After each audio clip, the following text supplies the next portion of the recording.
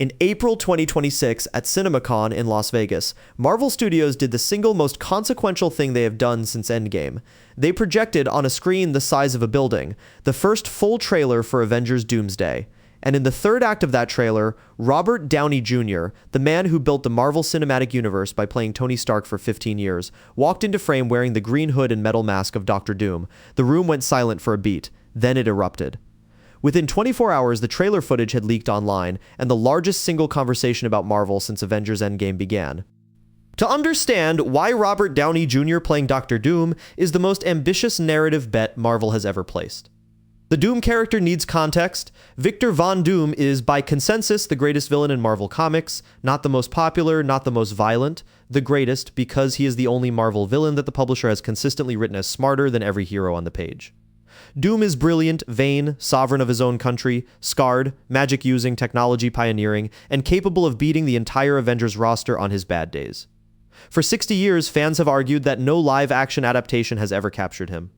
Now Marvel is asking the audience to accept the man who played their original hero as their final villain. The casting decision was made by Anthony and Joe Russo, the brothers who directed Civil War, Infinity War, and Endgame. The Russos have been on record in multiple interviews saying that Downey was, quote, the only person who could take on the role, end quote. Their reasoning is structural. Dr. Doom is in the comics a multiversal threat. He is the kind of villain who stops time, rewrites reality, and forces heroes to confront the worst version of themselves. To carry that weight on screen, the Russos argued you need an actor the audience already feels something for. Tony Stark gave the audience 15 years of emotional investment. The Russos are about to weaponize that investment. The plot of Doomsday, based on what the trailer revealed and what insider reports have confirmed, is structured around a multiversal collision. 3 groups of heroes from 3 different realities are pulled together to fight Doom, the Earth 616 Avengers, including the new Avengers and the Wakandan forces, the Earth 828 Fantastic Four, and the original X-Men pulled in from a separate universe that audiences have not yet seen on screen. Marvel is using Doomsday as the bridge between the X-Men universe, the Fantastic Four universe, and the main MCU. Every cast announcement so far has confirmed it. Pedro Pascal as Reed Richards, Ian McKellen returning as Magneto from the Fox X-Men films, Tom Hiddleston back as Loki, Sam Wilson as Captain America, Shuri carrying the Wakanda story forward, Ant-Man on the comic relief beat. The roster is the largest superhero cast ever assembled for a single film. The trailer itself, which CinemaCon attendees described in lengthy posts after the screening, opens with Doom giving a narrated warning about, quote, an imminent multiversal threat, end quote. The visual structure of the trailer cuts between the 3 universes converging. Magneto is shown lifting half a city from the ground. Sam Wilson swears in a new generation of Avengers. Loki appears mid-conversation with the Time Variance Authority, possibly setting up his fate from the 2nd season of his solo series. Steve Rogers is shown briefly, lifting Mjolnir in a shot that several attendees described as the loudest reaction in the room. And then in the final 30 seconds, Doom unmasks. Robert Downey Jr., half of his face is scarred. The other half is calm. He smiles. The trailer ends. The implications of this casting are massive. The first is narrative. Tony Stark died in Endgame to save the universe from Thanos. By bringing Downey back as Doom, Marvel is collapsing the moral structure of the entire MCU. The audience has spent 15 years rooting for Tony Stark. They are about to spend at least 2 films rooting against the same actor. The cognitive dissonance is the point. The Russos want viewers to feel betrayal in a way that no other Marvel villain has been able to produce. Doom, in the comics, is often described as the dark mirror of Reed Richards. In the MCU, Doom is being positioned as the dark mirror of Tony Stark. Both men were geniuses, both men were billionaires. Both men built suits of armor. The difference is the choice each one made about what to do with that intelligence and that money. The second implication is commercial. Avengers Doomsday is currently scheduled for December 18th, 2026.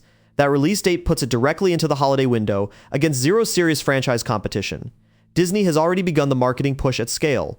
The CinemaCon trailer was followed within 72 hours by a teaser drop on Marvel's social channels, a press tour announcement, and confirmation that the film's marketing budget is the largest in MCU history. Internal estimates put opening weekend box office in the $800 to $900 million range globally. If those numbers hold, Doomsday will be the biggest superhero opening ever recorded. The third implication is for Robert Downey Jr. Personally, Downey explained in a recent interview that the decision to return was not financial. Marvel offered him the role for the first time in late 2024. He turned it down. The Russos pursued him for nearly a year. The thing that finally convinced him was a single conversation about the structural arc of Doom across 2 Avengers films. Doomsday in 2026, Secret Wars in 2027. Downey signed a 2-film deal because the Russos were able to articulate, in his own words, quote, "the most morally interesting villain arc Marvel has ever written," end quote. That arc is now under production. The fourth implication is about the X-Men. For the first time since Disney acquired Fox in 2019, the original Fox X-Men cast is being brought back into a single film. Ian McKellen is confirmed. Patrick Stewart is rumored. Hugh Jackman, who returned briefly in Deadpool and Wolverine, is rumored for an extended role. The audience that grew up with the original X-Men films is being given a send-off in the same movie that introduces a new Doom era. Marvel has never attempted a generational handoff this large. The fifth implication is for the Fantastic Four. Pedro Pascal as Reed Richards is the central plot anchor of the entire film. Doom and Reed are, in the comics, intellectual rivals from college. Marvel is widely expected to lean into that history, with the Pascal version of Reed being the only character on screen capable of fully understanding what Doom is doing, and why. The personal stakes between the two characters are being teased as the emotional spine of Doomsday. For the broader cinema industry, Avengers Doomsday is a bet that traditional theatrical superhero cinema can still anchor a December tentpole release in a streaming-dominated market. Marvel has spent the last 3 years losing audience trust through oversaturation. Doomsday is the film that has to win that trust back. The casting of Downey as Doom, the Multiversal collision, the X-Men return, the Fantastic Four debut, and the Russo Brothers reunion are all bets that the audience will show up for one specific kind of event. Filmmaking one more time. The clock is now running. December 18th, 2026, 230 days until release. Robert Downey Jr. is no longer Iron Man, Doom is coming. And after 15 years of watching one man save the universe, the audience is about to watch the same man try to end it.